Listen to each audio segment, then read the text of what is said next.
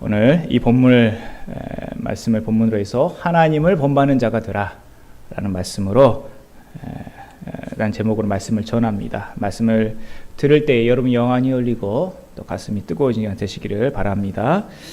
우린 지금 에베소서 말씀을 살피고 있습니다. 결혼한 부부들이 그러나 결혼했지만 갖고 싶은 아이를 못 갖는 그런 부부들이 가장 좋아한다는 성경책 에베소서입니다. 우리 이쯤에서 에베소서 말씀의 주제를 한 문장으로 한번 정리해 볼 필요가 있을 것 같습니다. 어떻게 말할 수 있을까요? 자, 허물과 죄로 죽었던 너희들이 하나님의 은혜로 말미암아 믿음으로 구원을 받았으니 이제는 너희가 옛사람의 구습을 벗어버리고 진리의 말씀을 따르는 새 사람의 삶을 살아야 할 것이다. 여러분 간단히 정리가 좀 되시죠? 허물과 죄로 죽었던 우리들이 하나님의 은혜로 말미암아 믿음으로 말미암아 구원을 얻었습니다. 그러니 이제 과거의 옛사람의 구습들 다 벗어버리고 하나님이 기뻐하시는 의와 진리의 새 사람으로 살아가라. 제가 지난주에도 잠깐 언급했듯이 하나님께서는 어떻게 해요? 우리를 구원시켜 놓으시고 그 다음부터 너가 이렇게 살아야 된다 라고 우리에게 말씀하십니다. 선하게 살아라 그러면 내가 너희를 구원해 주겠다 이거 아니라고 분명히 말씀을 드렸습니다. 왜요? 세상 어느 누구라 할지라도 이 구원을 성취할 사람은 없습니다. 하나님께서 지정해 놓으신 그 의의 기준에 도덕의 기준에 도달할 사람은 이 세상에 아무도 없는 것이죠. 우리가 그냥 흔히 말하듯이 털어서 먼지 하는 사람이 있어요 없어요? 없어요. 아무리 이 세상에서 성인이라고 하는 사람이라 할지라도 우리보다는 좀 더 나을지 모르겠지만 하나님께서 보실 때는 뭐예요? 다 죄인일 뿐인 것이죠. 그래서 하나님께서는 은혜로 우리를 구원해 주신 것입니다. 이런 이유 때문에 우리가 에베소서 역시 살펴볼 때에 먼저 우리가 어떻게 구원을 받았는지를 살펴보았습니다. 그래서 에베소서 전반부는 어떻게 우리가 구원받았느냐 그 얘기하고 있어요. 그리고 이제 곧 이어서 어떻게 해요? 내가 구원을 받았다면 구원받은 사람이라면 네가 이렇게 살아야 되지 않겠느냐 어떻게 살 것인가에 대해서 우리에게 가르치고 있는 것이죠. 여러분 순서가 꼭 이렇습니다. 뒤집어지면 안 됩니다. 우리는 이미 어떻게 구원을 받았는지 그 내용에서 충분히 살펴보았고 지금은 이제 어떻게 살 것인가에 대해서 살펴보고 있습니다. 여러분 축구 경기를 하다 보면 전반전이 매우 중요합니다. 그런데 잠깐 쉬고 시작하는 후반전 전반전 못지않게 매우 중요하다는 것을 알 수 있습니다. 끝까지 잘해야 돼. 끝까지 집중력을 잃지 않고 잘해야 되는 것이죠. 왜 제가 이 말씀을 드릴까요? 오늘날 많은 성도들이 한국교회 특히 성도들이 지나치게 뭐예요? 하나님의 은혜 우리가 은혜로 구원을 받았다는 것을 너무 강조한 나머지 뭐예요? 은혜로 구원받은 사람이 어떻게 살 것인가에 대해서는 간과하는 그런 경우가 많다는 거예요. 어떻게 살 것인가에 진지하게 묻지 않는 것이죠. 여러분 우리는 신앙생활을 하고 있습니다. 말 그대로 신앙생활입니다. 신앙만도 아니고 생활만도 아닙니다. 신앙생활입니다. 신앙생활은 뭐예요? 신앙과 생활이 합쳐진 단어 아닙니까? 이 둘은 하나입니다. 분리될 수 없습니다. 분리되어서도 안 됩니다. 근데 우리 안에서 뭐예요? 이 분리 현상이 일어나는 거예요. 이게 우리가 두려워하고 우려해야 할 상이라는 것입니다. 신앙과 생활이 분리되는 거예요.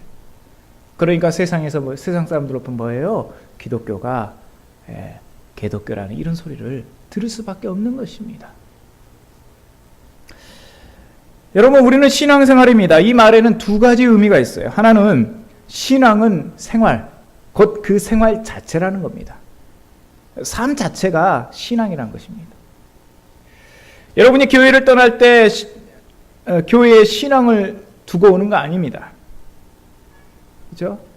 그렇다고 해서 뭐예요? 우리가 불교처럼 저 산속 깊은 속세를 떠나서 산속 깊은 곳에 절을 세워놓고 거기서 수양하는 것도 아닙니다. 우리 내 삶의 현장이 바로 신앙의 현장인 것이죠. 우리의 신앙은 항상 필드, 현장에 있어야 되는 것입니다. 공간적으로 그렇다는 것입니다.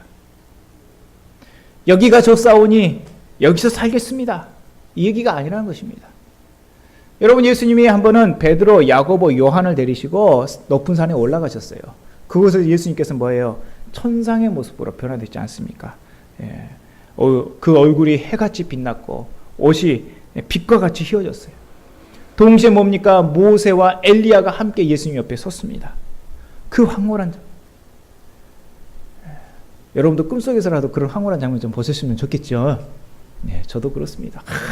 꿈속에서라도 주님이 나를 그렇게 만나주시니 얼마나 좋겠어요. 근데 베드로는 실제 그 주님을 만난 거 아닙니까?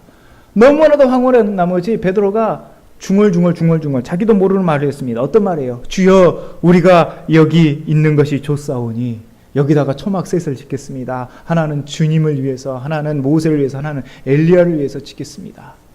베드로가 그 말을 하고 있는데 저는 곰곰이 생각해 봤어요. 그 말을 하고 있는 베드로도 지금 자기가 무슨 말을 하고 있는지 아마 모를 것이다. 그만큼 황홀한, 경험해 보지 못한 그런. 그런데요, 베드로가 그 중얼거림이 끝나자마자 어떤 일이 발생합니까? 그 황홀한 장면들이 삽시간에 사라집니다. 그리고 예수님 홀로 남으신 것이죠. 그리고 예수님께서 제자들에게 말씀하십니다. 이제 우리가 다시 산으로 내려가자. 산 아래로 내려가자. 내려갔더니 어떤 일이 벌어지고 있어요. 나머지 제자들이 귀신 들린 어린아이를 고치지 못해가지고 쩔쩔매고 있는 거예요. 여러분, 치열한 영적인 전투가 산 아래에서 이루어지고 있는 것입니다. 그것이 바로 현장이에요. 그러니까 우리가 신앙생활을 해야 되는데 우리의 신앙은 현장에 있어야 되는, 우리는 그 현장에 있어야 돼요. 여러분이 교회에 와서 은혜 받고요, 또 이렇게 한 형제 자매들이 함께 믿음의 교제 나누고 이게 얼마나 힘이 되고 위로가 되는지 모릅니다. 저는 이 경험이 있습니다. 제가 처음 신앙생활 할 때 가족들의 지지를 받지 못했습니다. 혼자 신앙생활 하다 보니까 교회 가는 게 그렇게 좋은 거예요. 아침 일찍 갑니다. 그래가지고 교회 모든 예배까지, 그때 오후 예배를 4시에 드렸는데 다 끝나고 나면 이제 5시, 6시 됩니다. 그러면 뭔가 허탈해요.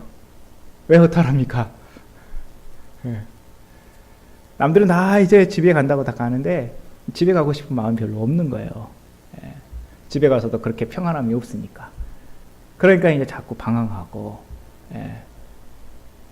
그랬던 기억이 있습니다. 여러분, 저는 진심으로 여러분이 교회 와서 은혜 받고요, 힘과 위로를 받기를 바랍니다. 그런데 뭐예요? 여기가 좋사오니 그렇다고 해서 여기에 머물러서는 안 되는 거예요. 안주하고 숨어버리서는 안 된다는 것입니다. 우리가 있어야 할 것은 어디라는 거예요? 우리가 살아가는 삶의 현장입니다. 그 현장에는 긴장감이 감돕니다. 두려움이 있습니다. 유혹이 있습니다. 매 순간 영적 전쟁이 벌어집니다. 그런데 덕분에 뭐예요? 기도해요. 덕분에 기도할 수밖에 없어요. 덕분에 뭡니까? 주님을 의지할 수밖에 없고, 그렇기 때문에 주님이 나와 함께 하시고 주님이 이기게 하시다는 거예요. 감당할 힘을 주시더라는 거예요. 그 현장에서 하나님은 이 교회에서는 느끼지 못하는 놀라운 능력과 역사, 하나님의 은혜를 부어주시더라는 것이죠. 이게 바로 신앙생활입니다. 그래서 신앙생활이라는 것은 교회라는 특정한 공간에 머물러 있어서는 안 됩니다. 우리의 삶의 현장에서 내 신앙이 생활로 나타나야 되는 것이죠. 그래서 우리는 신앙생활을 하지 종교생활을 해서는 안 됩니다. 여러분 꼭 기억하시길 바랍니다. 신앙생활의 또 다른 의미는 방금 말씀드린 것과 연계가 되어 있습니다. 신앙이 곧 생활로 나타나야 한다는 것입니다. 신앙과 생활, 이것은 때려야 뗄 수 없는 불가분의 관계입니다. 곧 우리가 믿는 바, 내가 믿는 바, 그 믿음의 내용이 뭐예요? 우리의 생활에서 그대로 나타난다는 것이죠. 가르침을 받은 그대로 우리는 실천해야 됩니다. 그렇죠? 배운 대로 실천해야 됩니다. 그런데 아이러니한 게 뭐예요? 배웠는데, 가르침을 받았는데 실제 살아갈 때는 그렇게 살지 않더라는 것이죠. 이게 문제입니다. 이게 문제예요. 우리 현실을 한번 점검해 볼까요? 2013년에 한국교회 사회적 신뢰도에 관한 여론조사를 했습니다. 작년에 했던 얘기죠. 질문은 이거였어요. 한국교회가 낮은 신뢰도를 회복하려면, 지금 낮은 신뢰도에 있는데 그것을 회복하려면 가장 우선적으로 개선해야 할 것이 무엇입니까? 이 얘기는 뒤집어보면 뭐예요? 지금 한국교회 가장 큰 문제는 뭡니까? 이 문제이죠. 여러분, 가장 우선적으로 개선해야 할 것이 윤리와 도덕의 회복으로 나왔습니다. 저는 이게 참 신기해요. 왜요? 우리 하나님 말씀 배우지 않습니까? 성경 부지런히 배우지 않습니까? 성경이 뭐예요? 어떤 사람은 성경이 도덕교과서라고도 말해요. 윤리교과서라고도 말해요. 도덕과 윤리로 성경은 가득 차 있습니다. 어떻게 살아야 된다. 어떻게 수준 높은 윤리와 도덕의 삶을 살아야 될 것인가 부지런히 우리에게 가르쳐주고 있고, 또 이렇게 우리가 설교 시간에 선포하고 있고, 또 개개인들이 그렇게 성경 공부를 하고 있는데, 이상한 것은 뭐예요? 현실과 정반대라는 거예요. 일반 사람들, 물론 이 조사는 일반 사람들도 있지만 또 믿는 사람들도 함께 무작위로 한 것입니다. 사람들이 보편적으로 느끼는 생각은 뭐냐면, 기독교가 이 윤리와 도덕이 문제라는 거예요. 여러분, 이 괴리 현상을 우리가 어떻게 설명해야 되는 거예요?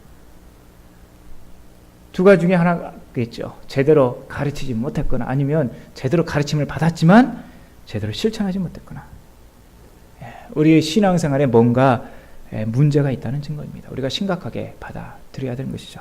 그러므로 신앙생활이라는 건 뭐예요? 우리의 신앙이 생활로 나타나야 진정한 신앙생활이라는 것, 여러분 꼭 명심하시길 바랍니다. 그래서 우리 자신을 한번 되돌아보는 그런 시간이 되기를 바랍니다. 오늘 본문도 이와 같은 맥락에서 시작하고 있습니다. 본문이 우리에게 가르치는 바 그 핵심은 이것입니다.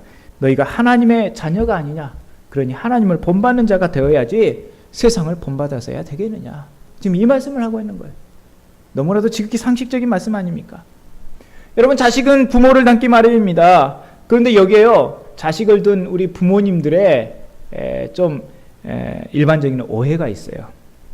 그 오해라는 것은 뭐예요? 내 자식은 나의 좋은 점만을 닮지 내 나쁜 점은 닮지 않을 것이라는 오해. 그거 진짜 오해입니다. 다 닮죠. 좋은 점도 닮고 나쁜 점도 닮고. 오히려 뭐예요? 나쁜 점을 더 많이 닮습니다.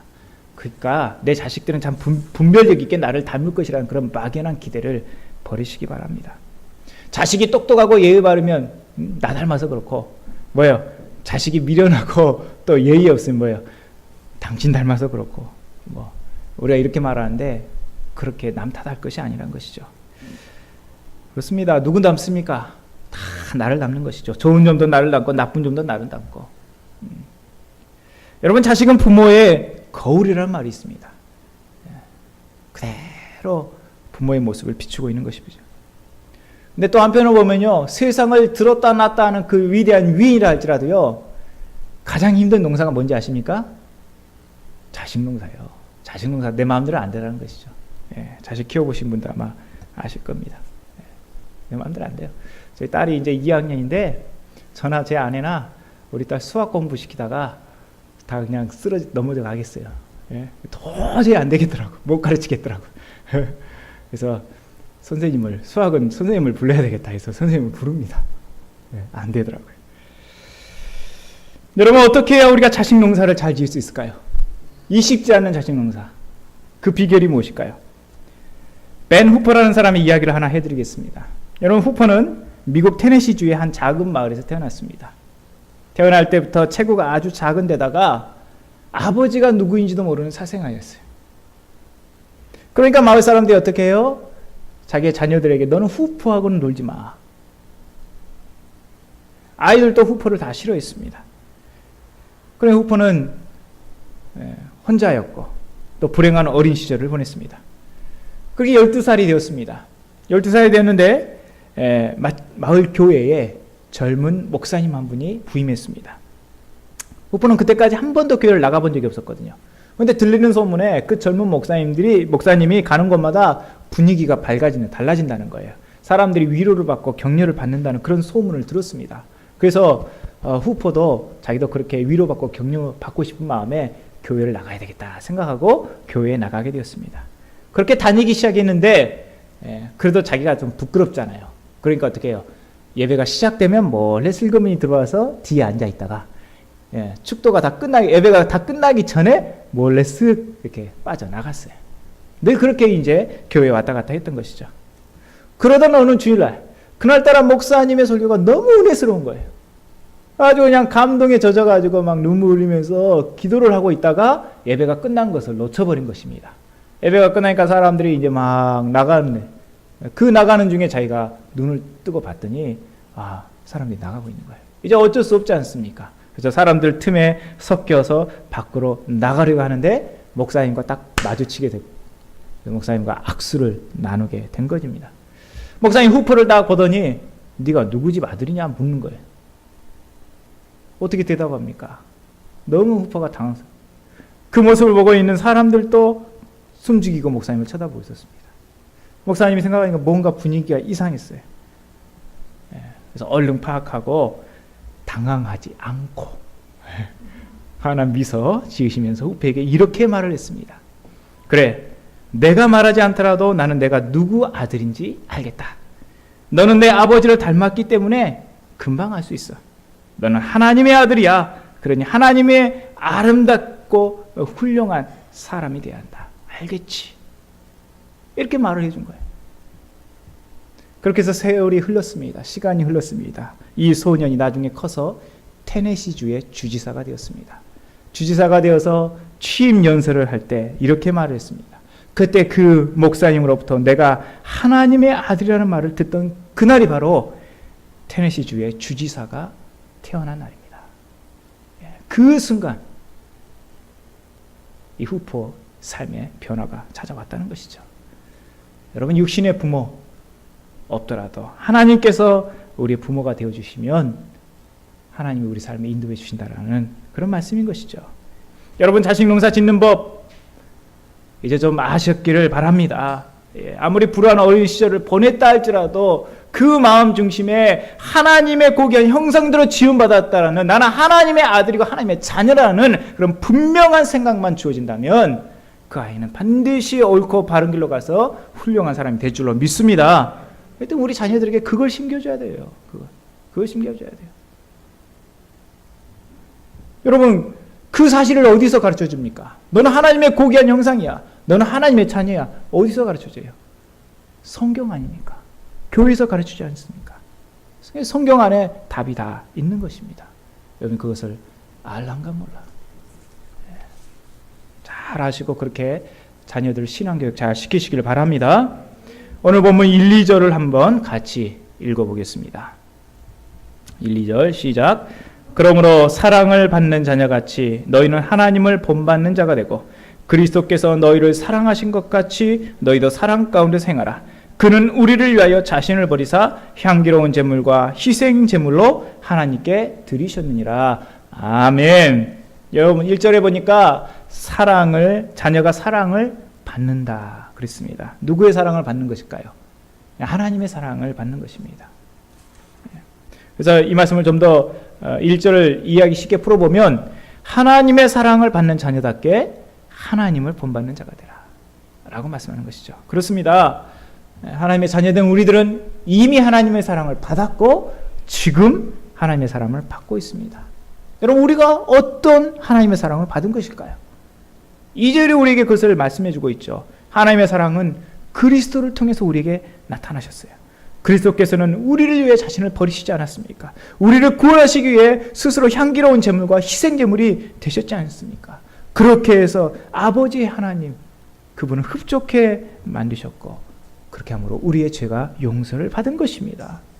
한마디로 예수 그리스도께 우리 죄를 위한 완전한 속죄의 제사를 드렸다. 그렇게 함으로써 우리에 대한 하나님의 사랑을 드러내 보이셨다 말씀합니다.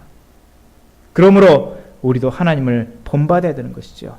하나님께서 아들을 통해 보여주신 그 거룩하고 숭고한 사랑을 우리도 본받아야 되는 것입니다. 물론 이 사랑은 나를 사랑해주는 사람만을 사랑하는 것 아닙니다. 물론 이 사랑은 내가 사랑할 만한 사람만 사랑하는 것 아닙니다. 여러분, 사실 그렇게 하는 것은 아무나 할 수 있습니다. 누구나 할 수 있습니다. 특별할 것이 없습니다. 여러분, 이 사랑은 어떤 사랑입니까? 예수 그리스도께서 뭐예요? 사랑받지 못할라, 죽음 마땅한 나를 위해서 사랑을 베풀고 희생하셨던 것처럼 우리도 어떻게 해요? 그 사랑을 행하라는 그 가르침을 본받을 때에 아무런 자격 없는 그런 사람을 위해서 우리가 사랑을 베푸는 것입니다. 나를 사랑해 주지 않는 사람을 사랑하는 것이고 내가 사랑하지 못할 만한 그런 사람을 또 사랑하시는 것입니다. 여러분, 이것은 매우 어렵다는 걸 우리는 너무나도 잘 알고 있습니다. 그러나 불가능한 것은 아닙니다. 우리 안에 주님의 사랑으로 가득 차면 우리는 충분히 그렇게 할 수 있습니다. 여러분, 사랑의 원자탄이라고 별명을 가지신 손양호 목사님, 여러분 기억하실 것입니다. 이 손 목사님에게는 9가지 감사 제목이 있었어요. 9가지 감사 제목. 그 내용을 보면 이렇습니다. 첫째, 나 같은 죄인의 혈통에서 순교의 자식들이 나오게 하셨으니 감사. 둘째, 허다한 성도들 중에 이런 보배들 나에게 맡겨 주셨으니 감사. 셋째, 삼남 삼녀 중에서도 가장 아름다운 두 아들 장자와 차자를 바치게 된 나의 축복에 감사.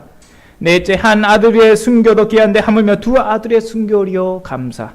다섯 번째, 예수 믿다 죽어도 복인데 전도하다 총살 순교당함 감사. 여섯째, 미국 유학가로 준비하던 아들 미국보다 더 좋은 천국 가게 하시니 감사.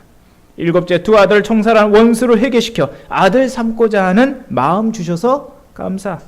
여덟 번째, 두 아들의 순교로 말미암아 무수한 천국의 아들들이 생길 걸 믿고 감사. 마지막 아홉 번째, 이 같은 역경 중에 감사와 여유 있는 믿음을 주셔서 감사.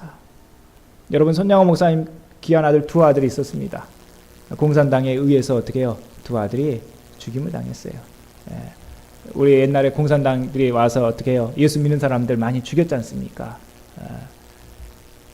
믿음을 배반할 수 없어서 그렇게 죽임을 당했습니다. 얼마나 그 가슴에 한이 맺히겠습니까? 근데 손양호 목사님은 역시 하나님의 사람이었어요.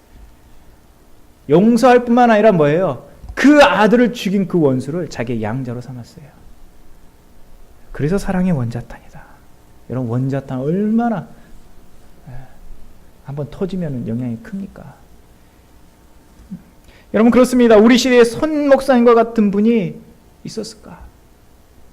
우리 한국교회는 이런 분의 은택을 입고 여기까지 부흥성장한 것입니다. 근데 요즘에 뭐예요?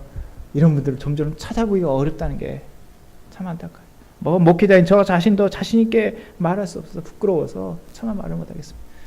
그러나 성경은 우리에게 분명히 말씀합니다. 하나님의 이런 숭고한 사랑을 너희가 닮아 실천해야 될 것이다. 여러분, 흉내라도 내시길 바랍니다. 작은 흉내라도 내면 더 큰 걸 하는 거예요. 언제나 우리 주님은 작은 믿음을 처음에 보십니다. 그러면 축복하시고 우리는 큰 믿음으로 나아가셨어요. 사랑도 작은 사랑 실천하다가 큰 사랑 하게 되는 것이죠. 여러분, 이런 우리와는 다르게 바울 시대에 살았던 우리 믿음의 선조들은 참 하나같이 손양호 목사님 같은 훌륭한 믿음을 가졌던 것 같습니다. 사실 그 당시 기독교는요, 로마 제국의 변방에 있었어요. 이스라엘은 변방 국가거든요. 그 예루살렘에서 처음에 기독교 교회가 시작되지 않았습니까? 정말 보잘것없었습니다. 미약했습니다. 더군다나 뭐예요? 혹독한 핍박과 박해를 받지 않았습니까? 로마 제국 내에서 기독교가 성장하리라고는 그 누구도 장담하지 못했어요. 그러나 여러분, 우리가 잘 알듯이 불과 300년이 다 가기 전에 로마 제국 내의 정신적 지주는 바로 기독교가 되었습니다. 로마 제국 내에 수많은 신들이 있었습니다. 판테온, 모든 신들을 모아놓은 그런 신전도 있었습니다. 그러나 그 어느 신도 로마를 윤리적인 타락과 도덕적인 타락, 성적 타락으로부터 로마를 지켜주지 못했습니다. 그러나 기독교는 달랐던 것이죠. 그리스도인들의 그 거룩하고 순결한 모습들, 로마 사람들이 그것에 반한 것입니다. 감동된 것입니다. 그래서 너나 할 것 없이 처음에는 뭐예요? 평민층들이, 노예들이 믿기 시작하다가 나중에는 고위층들, 왕족, 황족 같은 이런 사람들도 기독교를 받아들이게 되면서 어떻게 해요? 로마 제국 내에 기독교가 공인되고 국교화 되었던 것이죠. 이게 바로 그리스도인들이 보여준 놀라운 사랑, 제국을 감동시킨 모습입니다. 그렇게 해서 로마는 그 악의 구렁텅이에서부터 구원을 받을 수 있다는 것이죠. 그러나 지금 우리가 살펴보는 것은 뭐예요? 그런 일이 있기 전입니다. 이제 교회가 이제 출발할 때입니다. 그때의 로마 제국은 어떠한 상황이었는가? 그 로마 전체를 휘감고 있는 그 심각한 성적 타락은 무엇이었는가? 사도 바울은 우리에게 명명백백 보여주면서 너희가 본받지 말라 말씀하고 있는 것이죠. 3절 한번 보시겠습니다. 3절, 음행과 온갖 더러운 것과 탐욕은 너희 중에서 그 이름조차도 부르지 말라. 이는 성도에게 마땅한 바니라. 여기 음행이 있고 온갖 더러운 것이 있고 탐욕 있는데 다 하나같이 유격에 관한 것입니다. 성적 타락을 가리키는 것입니다. 탐욕도 성적 탐닉과 관계된 것입니다. 여러분, 10계명에 보면 10번째 계명이 뭐예요? 내 이웃의 아내를 탐하지 말라. 여기 탐욕은 그런 것과 관련된 것입니다. 당시 로마 제국 내에 얼마나 심각한 성적인 타락이 있었는지 우리에게 잘 보여주고 있습니다. 특별히 지금 에베소 교회에 보낸 편지 아닙니까? 그 에베소 지역은요, 아뎀이라는 거대한 신전이 있었습니다. 어마어마하게 큰 신전이 있었습니다. 근데 여러분, 그 아뎀이 여신의 형상이 있을 거 아닙니까? 형상에 보면요, 이 가슴에 굉장히 많은 여성들의 유방이 이렇게 달려 있어요. 20몇 개가 넘습니다. 왜 그렇게 되어 있습니까? 바로 풍요와 다산 상징하는 거예요. 그 자체가. 그러니까 에베소 지역은요, 그렇게 종교적인 것과 자기들이 섬기는 아데미 신과 맞물려 가지고 뭐예요? 성적 방탕함이 아주 심각했던 것입니다. 종교 의식이, 그런 종교적인 것들이, 그런 의식들이 성적 방탕을 계속해서 부추기는 것이죠. 여러분, 그때 당시에 성전 안에 성전 창기라고 그럽니다. 창기들 1000여 명이 넘었다고 그래요. 참 얼마나 추악한 악의 구렁텅이였는지 우리에게 보여주고 있습니다. 근데 에베소 교인들은 그런 악의 구렁텅이에서부터 하나님의 부르심을 받은 것 아닙니까? 거룩한 무리라, 성도라 칭함을 받게 된 거 아닙니까? 근데 아마도 바울이 보기에 그렇게 부르심을 받았지만 뭐예요? 믿기 이전에 과거의 구습, 자기들이 행했던 그 구습을 여전히 따르는 그런 사람들이 있었던 것 같아요. 그게 사도 바울, 그렇게 하는 것은 성도에 마땅한 바가 아니다. 하나님의 자녀가 해야 할 일이 아니다라고 말씀하는 거예요. 4절도 역시 마찬가지입니다. 누추함과 어리석은 말이나 희롱의 말이 마땅하지 아니하니 오히려 감사하는 말을 해라. 여기 누추함이나 어리석은 말이나 희롱의 말도 뭐예요? 다 음란하고 추잡한 그런 농담들이에요. 성적인 농담들, 이런 것들, 이런 거 성도에게는 가당치 않다, 마땅치 않다. 성도가 해야 할 것은 뭐예요? 감사의 말이다. 감사의 말이다 라고 우리에게 가르쳐주고 있는 거예요.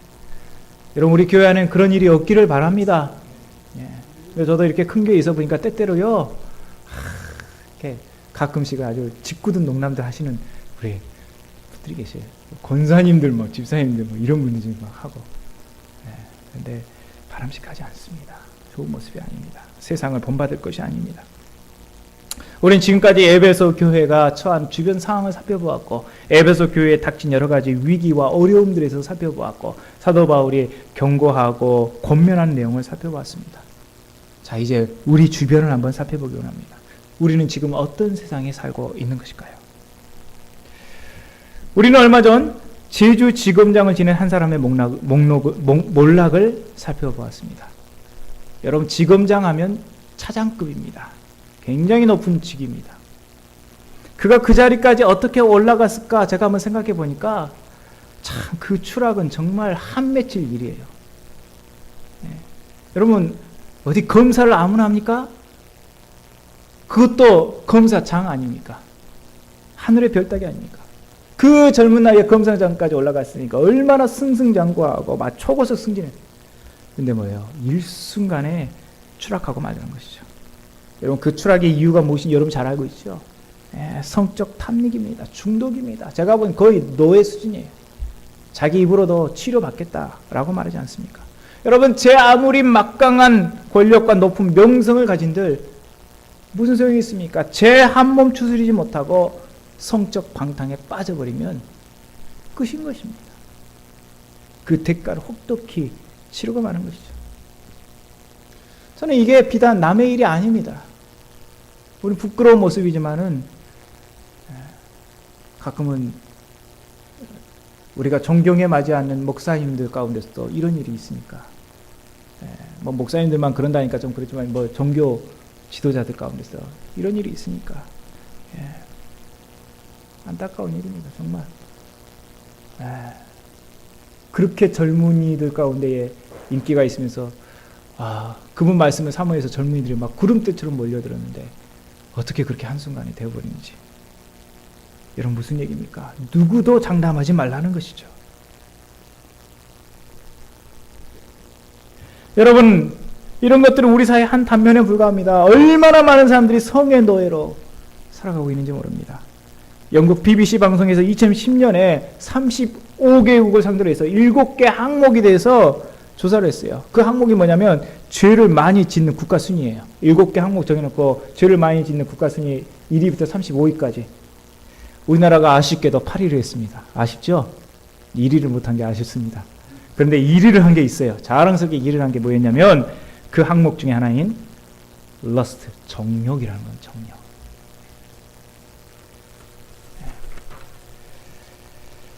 여러분 그러고 보면 우리나라 성형 수술 시장이 전 세계 4분의 1을 차지하는 데는 그 이유가 있는 것 같아요. 여러분 세계 성형 시장이 약 연간 21조라고 합니다. 그 중에 우리나라가 5조를 차지하고 있어요. 딱 4분의 1입니다. 인구 대비로 환산해 봤을 때요, 우리나라는 1000명당 13.5명이 성형수술을 받는답니다. 세계에서 넘버원이에요. 안 해야 할 것은 꼭 넘버원 잘해요. 여러분, 이뻐지고 싶은 마음 뭐가 문제겠습니까? 그렇죠? 그러나 그것이 지나치는데 문제예요.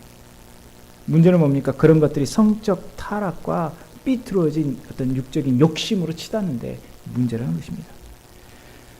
성은 본래 하나님께서 주신 거룩하고 아름다운 것입니다. 성에 대한 편견을 버리시기 바랍니다. 성은 하나님이 주신 아름답고 거룩한 것입니다.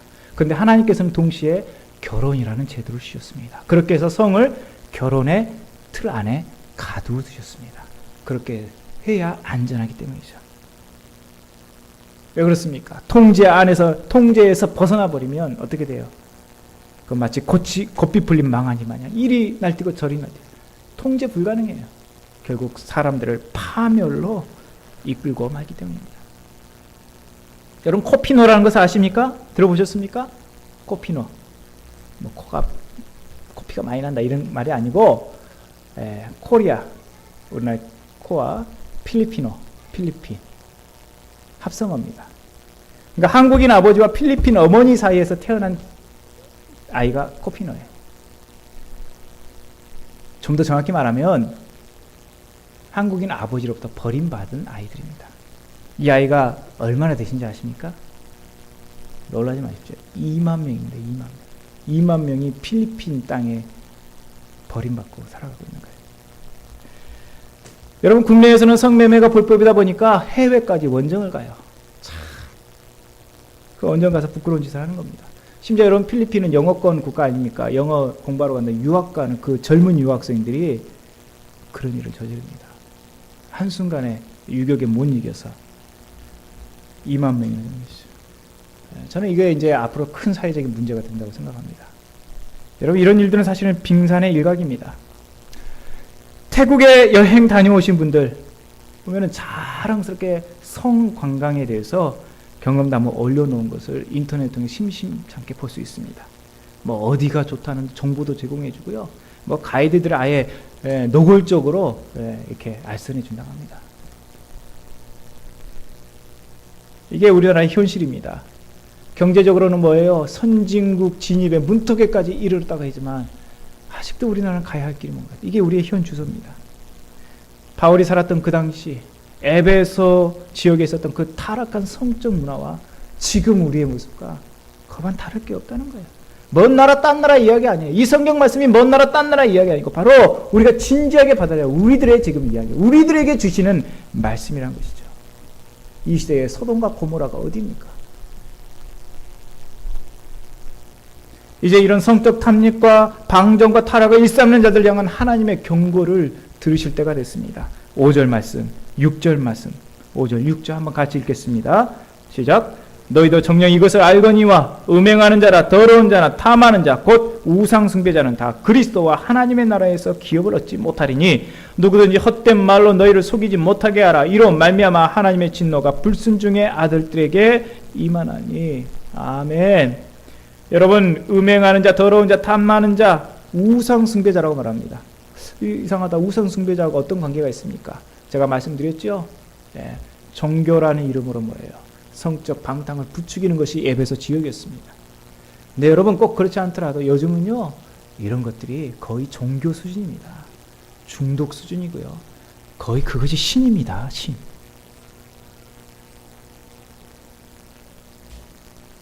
여러분, 바울의 간곡한 당부의 음성이 들리십니까? 에베소 교인들은 그 타락한 세상에서 하나님의 부르심을 받아서 거룩한 교회의 성도가 되었습니다. 근데 그들 중에 여전히 과거의 옛 습관을 버리지 못하고 있으니 사도 바울은 마음이 답답해요. 그래서 엄중하게 경고하고 있는 것입니다. 하나님의 말씀을 경고하고 있는 것입니다. 하나님의 진노가 불순종의 아들에게 임하는 것처럼 너희가 어찌 하나님의 부르심을 받아서 그와 같이 똑같이 행하고 있느냐 경고하고 있는 것이죠. 그리고 7절에서는 그러므로 그들과 함께하는 자가 되지 말라 말씀. 함께한다니까 그럼 어울리지도 말고요, 뭐 인사도 하지 말고요, 그런 말은 아닙니다. 이 말은 뭡니까? 그들과 뜻에, 그들의 길에 동조하지 말라. 그들의 뜻에 동조하지 말라. 그들의 행동을 따르지 말라라고 말씀합니다. 왜요? 하나님의 자녀이기 때문입니다. 우리는 하나님의 자녀이기 때문입니다. 우리는 하나님의 자녀이기 때문에 하나님의 방식대로 살 것이지 세상의 방식대로 살 것이 아닙니다. 세상의 방식이 화려해 보이고요, 멋있어 보이고요, 참 그러지 않습니까? 휘황찬란하지 않습니까? 우리는 그런 세상에서 우리 자신을 지켜갈 수 있어야 됩니다. 얼마나 어려운 일인지 모릅니다. 그러나 해야 됩니다. 우리는 세상에 살고 있습니다. 그러나 세상에 속한 사람들은 아닙니다.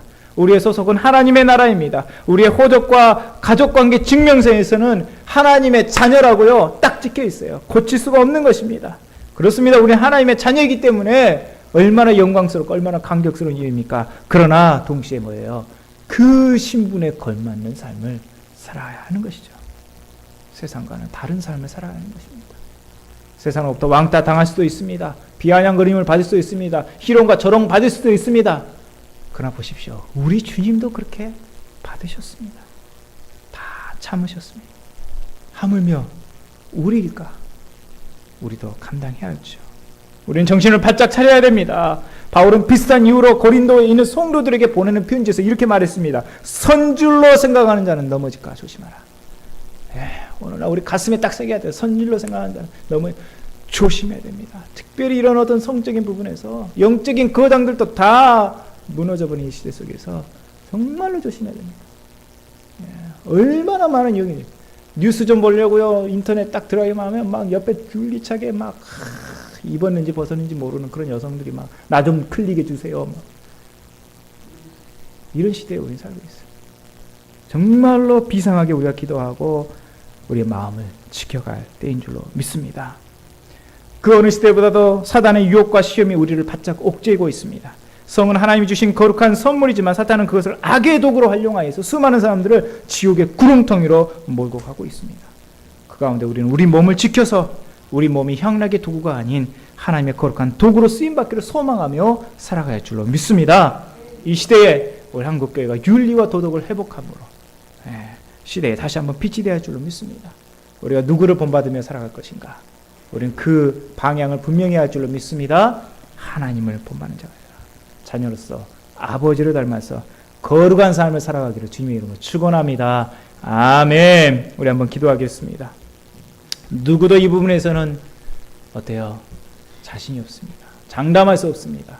주여 나를 지켜서 하나님의 거룩한 사람, 하나님이 주신 이 거룩한 아름다운 몸을 내 향락의 도구가 아닌 주의 나라와 영광을 위해 쓰임받는 도구로 살아갈 수 있도록 주여 지켜주시옵소서. 함께 하시고 인도하여 주시옵소서. 한번 기도하겠습니다.